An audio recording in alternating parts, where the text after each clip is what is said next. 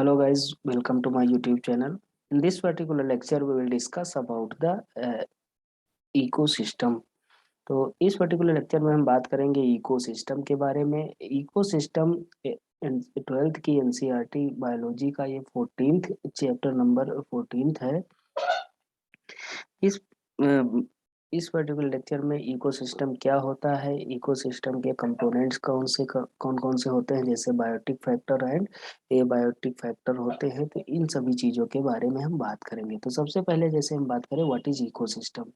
तो इकोसिस्टम क्या है, व्हाट इज इकोसिस्टम। इकोसिस्टम क्या है, interaction of a living thing among themselves and with their surrounding environment. तो ये क्या होता है, जैसे जो भी लिविंग ऑर्गेनिज्म है और उनके आसपास में जो भी एनवायरनमेंट है, सराउंडिंग एनवायरनमेंट है, उसके बीच में जो इंटरेक्शन है उसे हम क्या कहेंगे, इकोसिस्टम कहेंगे।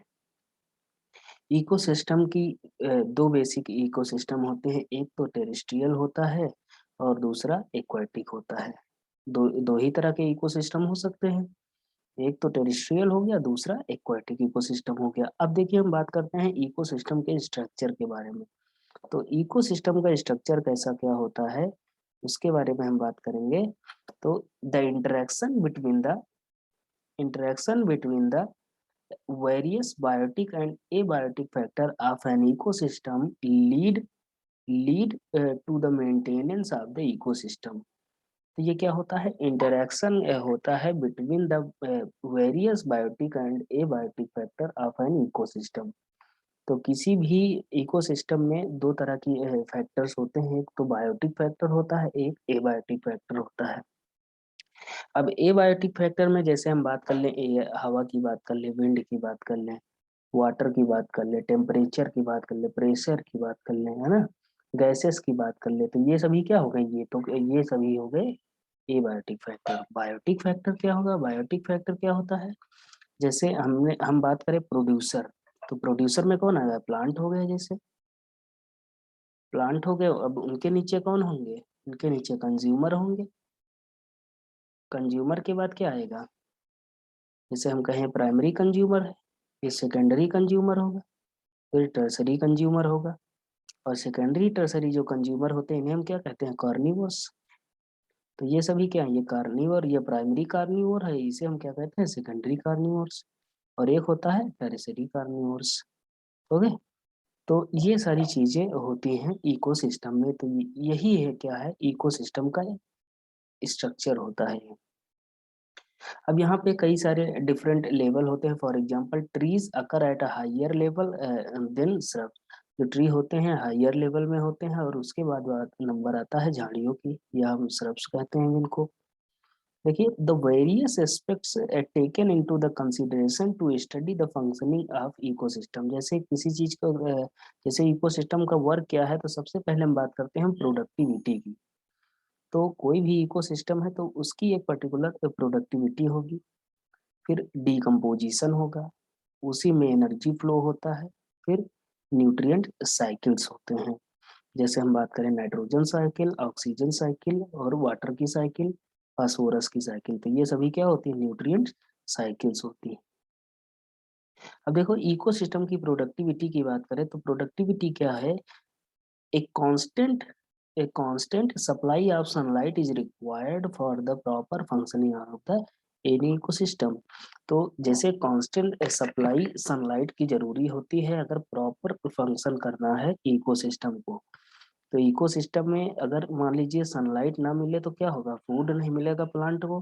अगर प्लांट को फूड नहीं मिलेगा तो प्लांट क्या हो जाएंगे, डेड हो जाएंगे, है ना। या हम कहें इनमें क्या होगी, ग्रोथ नहीं होगी। अगर ग्रोथ नहीं होगी तो इन पे जो भी डिपेंड हैं, जिन्हें हम कहते हैं कंज्यूमर, तो कंज्यूमर मर जाएंगे। तो इससे क्या होगा, पूरा इकोसिस्टम हमारा क्या हो जाएगा, डिस्टर्ब हो जाएगा। समझ गए। देखो फिर आगे क्या है, the amount of biomass produced per unit area over time period by the plant during the photosynthesis is defined at the primary productivity. अब देखो प्राइमरी प्रोडक्टिविटी क्या होता है, प्राइमरी प्रोडक्टिविटी की बात करें तो जो प्रोड्यूसर्स होते हैं, या हम प्लांट की बात करें, तो प्लांट क्या करते हैं, प्लांट करते हैं फोटोसिंथेसिस। अब लोग फोटोसिंथेसिस से क्या बनाते हैं, वो अपनी एनर्जी प्रोवाइड अपने आप को करवाते हैं, या एनर्जी का प्रोडक्शन करवाते हैं, फूड का प्रोडक्शन करवाते हैं। तो पर यूनिट एरिया, मतलब एक पर्टिकुलर एरिया की बात करें तो एक पर्टिकुलर टाइम पर क्या होगा, जो प्रोडक्शन होगा बायोमास का, उसे हम क्या कहेंगे, प्राइमरी प्रोडक्टिविटी। इसे हम एक्सप्रेस करते हैं जैसे वेट ग्राम इनवर्स इनवर्स टू इनवर्स में, या एनर्जी एक किलो कैलोरी मीटर पर स्क्वायर। ओके, तो देखो productivity can B mainly divided into the gross primary productivity and net primary productivity. अब देखो प्रोडक्टिविटी दो तरह की होती है, तो जैसे हम यहाँ देखें, जैसे प्रोडक्टिविटी क्या होता है, productivity can be of two type, दो तरह की हो सकती हैं। तो पहली होगी क्या, जिसे हम कहेंगे ग्रॉस प्राइमरी प्रोडक्टिविटी। तो ग्रॉस प्राइमरी प्रोडक्टिविटी क्या है वह, यहाँ पे क्या कौन कौन सी चीजें है, एक तो आएगी नेट प्राइमरी प्रोडक्टिविटी, जिसे हम एनपीपी भी कहते हैं, और दूसरा आएगा यहाँ जितना भी हम कहें कंजम्पशन, जितनी भी एनर्जी का होता है ना, तो उसे हम क्या कहेंगे, ये ग्रॉस प्राइमरी प्रोडक्टिविटी होगी। अगर मान लो हमको यहाँ एनपीपी निकालना है, तब क्या करेंगे, तब क्या कर रहे हैं, जीपीपी जो हमारी है ग्रॉस प्राइमरी प्रोडक्टिविटी है, जितना कंजम्पशन हुआ अगर उसमें से घटा दे तो हमारी नेट प्राइमरी प्रोडक्टिविटी निकल आएगी। समझ गए। अब देखो आगे बात करते हैं सेकेंडरी प्रोडक्टिविटी क्या होती है। सेकेंडरी प्रोडक्टिविटी की बात करें, it is defined as the rate of the formation of new organic matter by a consumers. तो सेकेंडरी देखो, प्राइमरी प्रोडक्टिविटी किससे बन रही थी, हमारा जो प्रोड्यूसर्स होते हैं उनसे बनती है। सेकेंडरी प्रोडक्टिविटी होती है, इसको कहते हैं rate of formation of new organic matter by the consumers. तो कंज्यूमर के द्वारा जो भी एनर्जी का प्रोडक्शन, या किसी भी मटेरियल ऑर्गेनिक मैटर का जो प्रोडक्शन होता है, उसे हम क्या कहते हैं, secondary productivity. Primary productivity depend on the type of the plant species inhabiting a particular area, photosynthetic capacity of the plant और न्यूट्रिएंट एबिलिटी। तो ये जो प्राइमरी प्रोडक्टिविटी है किस पे डिपेंड करेगी, प्लांट की स्पीसीज कितनी है, कितनी ज्यादा स्पीसीज हैं। अब देखिए यहाँ क्या है, जो जैसे मान लीजिए यहाँ क्या होगा, स्पीसीज की डाइवर्सिटी होनी चाहिए, बहुत ज्यादा स्पीसीज डाइवर्सिटी होनी चाहिए, है ना। उनका जो हैबिटेट है वो बहुत अच्छा होना चाहिए, या जिस पर्टिकुलर हैबिटेट में रहना पसंद करते हैं जो प्लांट, उसमें मतलब वो बहुत ज़्यादा अच्छा होना चाहिए, या उनके लिए एडेप्टिव होना चाहिए। फिर जो फोटोसिंथेटिक कैपेबिलिटी है, फोटोसिंथेटिक जो कैपेसिटी है प्लांट की, वो बहुत ज़्यादा हायर होनी चाहिए, है ना। और न्यूट्रिएंट जो होने चाहिए वो भी बहुत ज़्यादा अमाउंट में होने चाहिए, या न्यूट्रिएंट की कंडीशन कितनी होनी चाहिए, ज़्यादा होनी चाहिए। अब तीसरी चीज आती है nutrient annual annual net productivity for whole biosphere is about 170 billion ton of the organic matter. तो ये एनुअल नेट प्रोडक्टिविटी होती है, जो हम होल बायोस्फीयर की बात करते हैं, तो उसमें जो भी बायोमास का प्रोडक्शन होगा उसे हम क्या कहेंगे, एनुअल नेट प्रोडक्टिविटी। अब देखो बात आती है डिकम्पोजिशन की। तो डिकम्पोजिशन क्या होता है, जैसे मान लीजिए कोई भी कॉम्प्लेक्स ऑर्गेनिक मैटर है, अगर कोई भी कॉम्प्लेक्स ऑर्गेनिक मैटर है अगर, तो वो क्या होगा, वो किसी भी पर्टिकुलर एरिया में क्या होगा, जैसे जाएगा और मिक्स हो जाएगा, मिक्स होगा किसके साथ, सॉइल के साथ।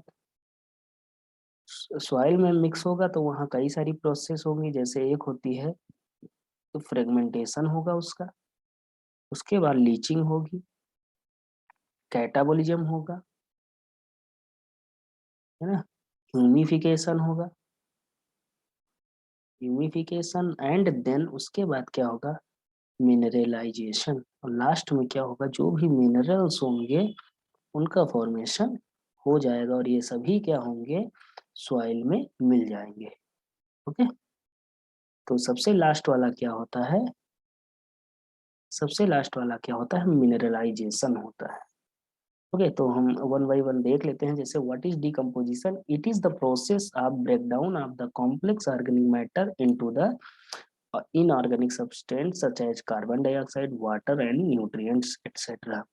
तो कोई भी अगर कॉम्प्लेक्स ऑर्गेनिक मैटर है तो उसका क्या हो, फ्रेगमेंटेशन होता है जब, तो ये क्या फ्रेगमेंटेशन होके इनऑर्गेनिक सब्सटेंस में ये क्या होते हैं, कन्वर्ट हो जाते हैं। तो इनऑर्गेनिक जो सब्सटेंस होंगे वो कौन कौन से होंगे, जैसे कार्बन डाइऑक्साइड हो गया, वाटर हो गया, या अदर जो भी न्यूट्रिएंट्स हैं उसमें इनका डिकम्पोजिशन हो जाता है। अब बात करते हैं हम फ्रेगमेंटेशन की। तो फ्रेगमेंटेशन क्या होता है, breaking down of the detritus. जो डेट्राइटस है या डेड प्लांट जो हो, या एनिमल का जो रिमेनिंग पार्ट होता है मरने के बाद, या फीकल मैटर होता है, उसका फ्रेगमेंटेशन हो जाए into the smaller particle by the detritivores, या हम बैक्टीरिया या फंजाई की बात करते हैं। तो ये सभी क्या करते हैं, ये सभी करते क्या हैं, ये फ्रेगमेंटेशन करते हैं, है ना। अब देखो बात करते हैं लीचिंग की। What is leaching, leaching is a process by which these inorganic matters enter to the soil. और ये जो भी इनऑर्गेनिक मैटर हैं, जैसे क्या हुआ, सबसे पहली बार फ्रेगमेंटेशन हुआ, फ्रेगमेंटेशन होने के बाद क्या हुआ, फ्रेगमेंटेशन हुआ, उसके बाद क्या हुआ, लीचिंग। लीचिंग का मतलब क्या है, जो इनऑर्गेनिक जितने भी कंपाउंड या सब्सटेंस हैं ये जाके सॉइल में मिक्स हो जाए।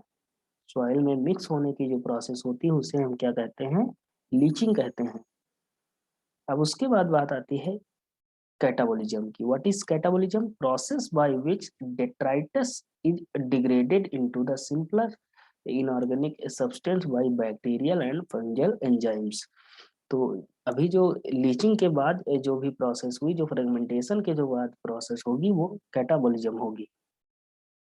और कैटाबोलिज्म में क्या होता है, जो डेट्राइटस है या डेड प्लांट और एनिमल का जो रिमेनिंग पार्ट है, जो फीकल मैटर है, वो सिंपलर इनऑर्गेनिक सब्सटेंट में टूट जाता है, किसके द्वारा, by the bacterial and fungal enzyme. जो फंगल एंजाइम होते हैं, बैक्टीरियल एंजाइम होते हैं, उनके द्वारा क्या होता है, इनका फ्रेगमेंटेशन हो जाता है, छोटे छोटे टुकड़ों में डिग्रेड हो जाते हैं। समझ गए। अब उसके बाद हम देखो करते हैं यहाँ की humification. What is humification, humification क्या होता है, एकुमुलेशन ऑफ ह्यूमस। तो ह्यूमस का सॉइल में जब ह्यूमस का एकुमुलेशन हो जाए तब उसे हम क्या कहेंगे, ह्यूमिफिकेशन कहते हैं। ह्यूमस क्या है, ह्यूमस इज रेजिस्टेंट। ह्यूमस क्या होता है, एक तरह का रेजिस्टेंट होता है, एक मिनट रुकिएगा।